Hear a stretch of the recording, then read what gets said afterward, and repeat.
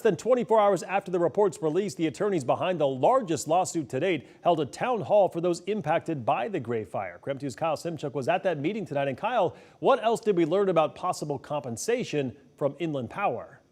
Well, yeah, Mark, that's what people really want to know, especially those who were underinsured. These attorneys just don't know yet, but say this report is going to help their case. This appears to be a slam dunk. Hopefully it'll expedite the litigation, but it's still a big case. It's still going to take some time. Attorneys with Singleton Schreiber pointed the finger at Inland Power months ago. Their assumptions are now backed by an independent investigation from the Department of Natural Resources. Lawsuits against Inland Power are moving forward.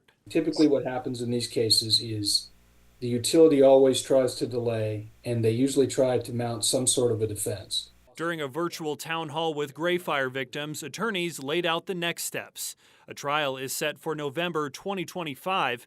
However, attorneys John Lemon and Steve Hill think Inland Power could settle to avoid trial. It should be negotiated as an individual case, and it should be settled as an individual case. That's something that we feel very strongly about. Fire victims could receive economic damages, recovering anything not covered by insurance. Settlements could also include money for emotional damages.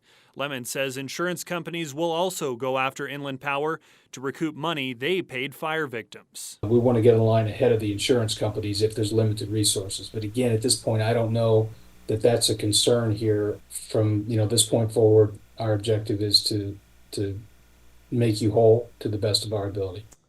All right, so Kyle, this is a story they've been tracking not just all day, but since the fire sparked back in August. And tonight there was a lot of talk about compensation, but many of these families lost sentimental items. How would they equate that kind of value?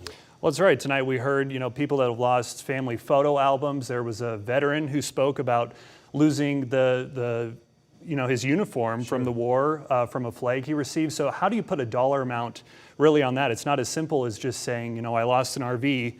It cost me $20-some thousand. So attorneys say that's a little more difficult to determine. They will be compensated, but it probably won't be as much as it was really worth to them in the first place. Right. I know this is just getting underway with the cause coming out today, but what happens if Inland Power goes bankrupt? That was discussed quite a bit. And, Inland Power is one of the smaller actors in large scheme of things. I mean, Avista, they have about 400,000 customers. Puget Sound Energy, you're talking about 1.2 million. Inland Power only has about 39,000 customers. So attorneys have, through the discovery process, asked Inland Power to come forward with how much insurance they had, insurance coverage at the time. And they say basically they will kind of cross that bridge when they get there. And that's something that they're definitely going to be looking at. All right, Kyle, keep us posted. Thank you very much.